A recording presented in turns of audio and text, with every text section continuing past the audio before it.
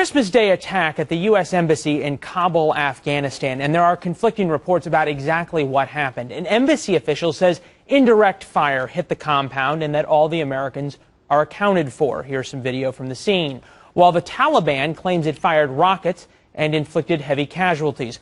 All of this amid word the Obama administration may be softening its deadline in terms of a deal to keep U.S. troops in Afghanistan beyond the 2014 deadline. Joining us now, Ambassador John Bolton, former U.S. ambassador to the United Nations and Fox News contributor. Ambassador, let's start with this. How bad is the situation right now in Afghanistan? How bad does it have the potential to get? Well, I think with the prospect of American withdrawal or substantial drawdown in forces and other NATO forces, Taliban and al-Qaeda know that time is on their side. And I think this attack on the embassy this morning, small though it was a piece of propaganda. It's not coincidence it was on Christmas. It's not coincidence they're showing they can attack our embassy at a time and a manner of their choosing. And I think it's designed to affect the feeling among the Afghan population. I must say the administration, maybe it's waking up a little bit to what the Pentagon has been telling the White House for some time, that if American troops really do end up withdrawing from Afghanistan, I'm sad to say we're going to be right back where we were before 9/11.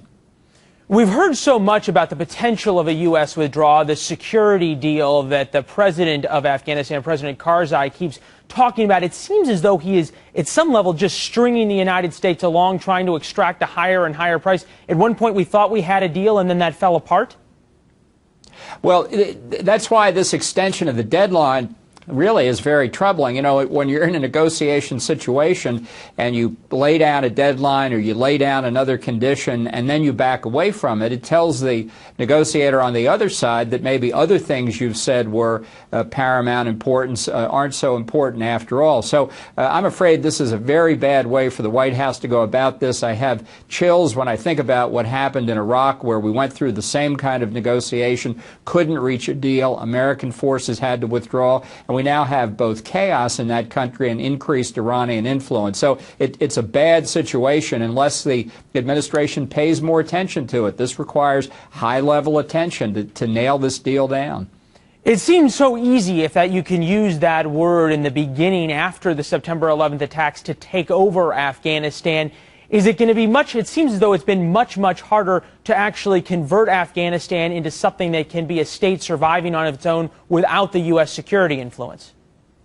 Well, honestly, I think that was our biggest mistake. I don't think we're going to convert Afghanistan. I think it was a mistake to try. We're not going to make it into the Switzerland of Central Asia. We're not going to make it into a democracy. We're not going to eliminate corruption. We're not going to improve its economy or change its basic politics. What we went in for, what we're there for now, and what we should stay for is to prevent Taliban and al-Qaeda from retaking control and using it as a base for international terrorism, and equally, or maybe even more important, making sure that Pakistan, right next door, doesn't fall into the hands of their Taliban or radicals and that stock of nuclear weapons. We are not there to improve Afghanistan. We're there for American national security interests. At least that's what our priority should be. It seems like, though, the person that we're negotiating with, President Karzai here, he doesn't at least seem to share that goal of American national security interests. Is that an accurate statement? Well, I think from his behavior, that's the only conclusion you can draw. And, you know, one way to handle this from a negotiator's point of view is in private remind him very clearly he wouldn't be there but for us. It's not the first time we've met with ingratitude from people we've put in power, but I think if we had, I'll be blunt here, leaned on him harder earlier, this deal would be done on terms favorable to the United States. And the conclusion I draw is the White House's unwillingness to insist on terms favorable to the United States demonstrates their real underlying feeling they just like to withdraw American troops entirely. It seems like, though, as we're talking about this and as this is going on, there continues to be a number of attacks on Americans there. If at some level that Americans are becoming more at risk because they have less ability to respond, how right now can Americans protect the people that they have on the ground right now amid these negotiations, some would say with one arm tied behind their back by President Karzai? Well, I think it's both President Karzai, but the U.S.'s own policy there. If the only thing you're trying to achieve is protecting your own forces, it's a legitimate question why you have forces there at all. And this goes to the basic question what the Obama administration really wants. There are a lot of people in Afghanistan underneath President Karzai, out in the rest of society, who fully understand if America goes, Karzai is going to go soon after. That government is not going to survive, I'm afraid to say.